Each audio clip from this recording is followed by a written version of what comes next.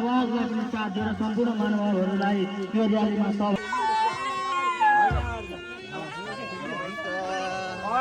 नमस्कार हजुर।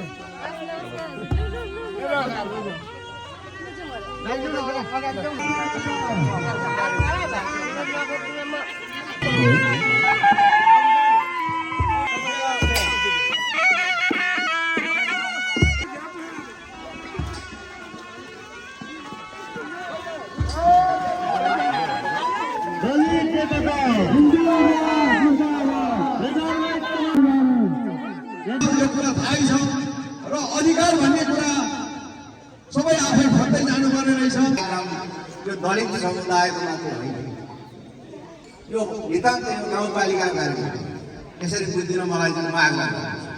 यो के हो भन्दाखेरि यो सरकार हाम्रो यहाँको स्थानीय सरकार गाउँपालिका हो। अब हामी त बुझाइ त दलितको मात्रै होला भन्ने बुझेका छौँ, तर यो होइन, यो हामी सबैको कार्यक्रम हो। सन्तानलाई म धन्यवाद दिन चाहन्छु। वास्तवमा हामीले अघि यहाँ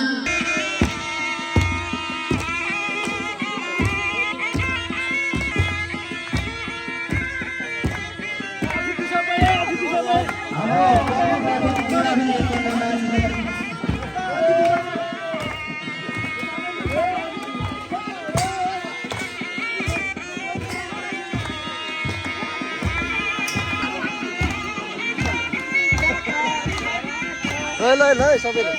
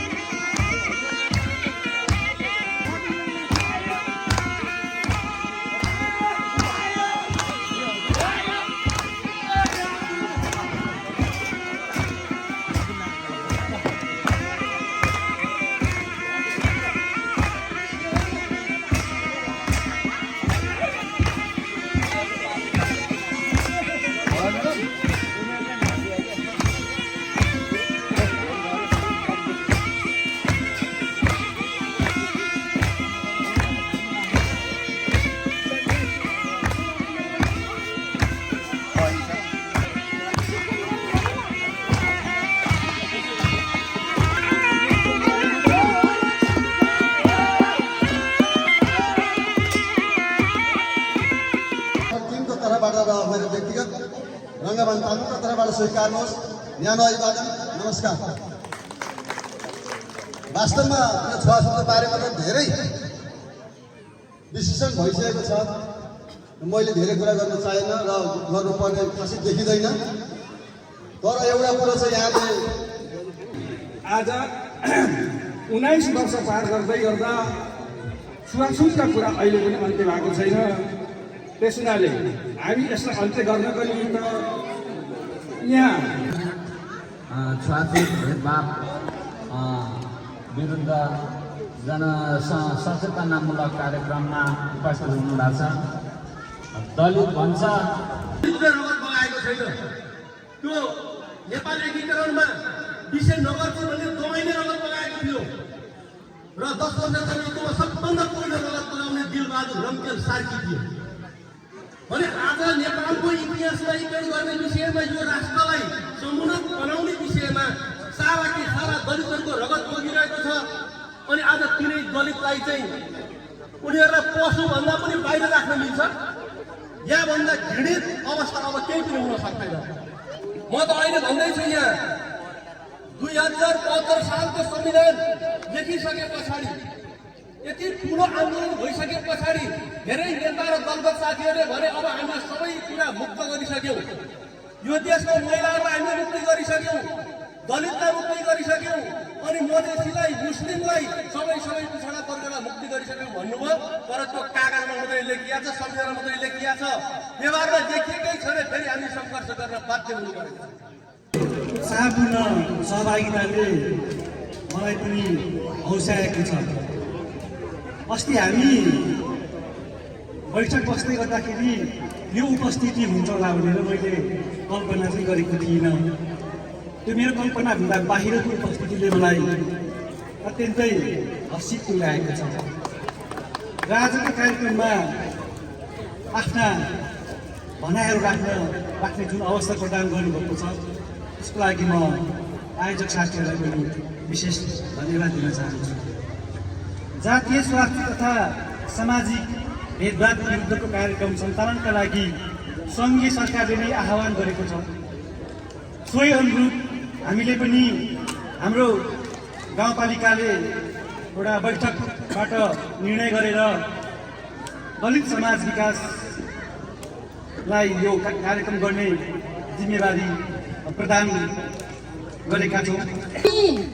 वास्तवमा यो छुवाछुत जातीय छुवाछुत तथा सामाजिक भेदभाव भन्ने नाराका साथ यो सामाजिक भेदभाव चाहिँ अन्त्य हुनुपर्छ भन्ने नाराका साथ हामी यहाँ आइपुगेका छौँ। हामीले गरियो, तर्कहरू धेरै आए, छलफलहरू धेरै भए। यो किन गरियो त भन्दाखेरि यो दलितहरू बीचमा रहेको र यो समाजमा रहेको विकृति विसङ्गति र हामीमा रहेको मानसिकताको हिंसाबोध। अहिले दलित समुदायमा पनि एउटा हिंसाबोध छ क्या, हिंसाबोध।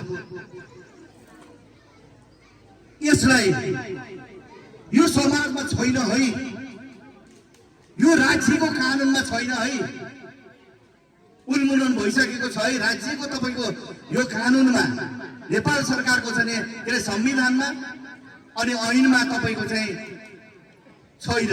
कसैले पनि जातीय विभेद गर्न पाइँदैन भनिएको छ। कसैले जातीय विभेद गर्यो भने कानुनमा सजायको व्यवस्था तोकिएको छ। त्यो तपाईहरुलाई थाहा नै छ। यहाँ सुरक्षाकर्मी साथीहरू हुनुहुन्छ, राजनीतिक दलका नेताजीहरू हुनुहुन्छ, दलित समुदायका चाहिँ आमा बुवा दाजुभाइ हुनुहुन्छ। यो कानुनमा चाहिँ के हो भन्दाखेरि तपाईको जातीय छुवाछुत छैन, कसैले पनि विभेद गर्न पाइँदैन, जातीय छुवाछुत चाहिँ तपाईको गर्न पाइँदैन भनेर उल्लेख भएको छ। यदि त्यो गरियो भने त्यो चाहिँ कानुनमा चाहिँ तपाईको सजाय तोकिएको छ। यो कुरा जानकारी गर्नको लागि हामीले यो उत्सव मनाएको। कानुनमा चाहिँ व्यवस्था रहेछ है भन्ने कुरा तपाईको चाहिँ उ गर्नको लागि हामीले यो गरेको। हामीले थुप्रै छलफलहरू गर्यौँ, थुप्रै कुराकानीहरू गरेर अभ्यास गर्यौँ। अब हाम्रो थोरै जाति क्षेत्रलिङ्गलाई अब कसरी अगाडि बढाएर लिएर जाने। हाम्रो उपाध्यक्षज्यूले धेरै सरकारको प्रतिबद्धता धेरै राख्नु भएको छ, धेरै विषयलाई अगाडि बढाउनु भएको छ। वडाध्यक्षज्यूहरूले प्रतिबद्धता जाहेर गर्नु भएको छ, राजनीतिक दलका साथीहरूले चाहिँ प्रतिबद्धता जाहेर गर्नु भएको छ। अब यो दलित समुदायको विकासमा सबै चिन्तित भएको मैले पाएँ। तपाईँ हामी सबै यो दलित समुदायले कसरी अगाडि बढाउने, यसलाई कसरी अगाडि लिएर जाने, शिक्षामा, स्वास्थ्यमा, रोजगारमा अनि हामीसँग रहेका सिपहरू हाम्रा आरणहरू छन्, हाम्रा बाजागाजा छन्, हाम्रा टेलरहरू छन्, यसलाई कसरी व्यवस्थित गर्ने यो चुनौती छ। हामीले के सोचिरहेका छौँ भने अब यो एउटा तपाईको आरणको समितिको एउटा चाहिँ समूह बनाउने, आफ्नै गाउँपालिकाभरिको एउटा आरणको समूह बनाउने अनि यो ताप्ली गाउँपालिकाभरिको टेलर खोल्ने, टेलरहरूको तपाईको एउटा समूह बनाउने अनि यो बाजा बजाउनेको तपाईको समूह बनाउने र यसको विकास र वृद्धिको लागि लाग्ने हामीले यो प्रतिबद्धता जाहेर गरेका छौँ। यो हामीले हाम्रो ऐनको ड्राफ्ट चाहिँ देशैभरि पठाएका छौँ। ताप्लीमा बनेको दलित ऐन अहिले देशैभरि ड्राफ्टको रूपमा चाहिँ हामीले पठाएका छौँ। दलित सञ्जालले कार्यक्रम तपाईहरुले गरिरहनु पर्दा दलितहरूलाई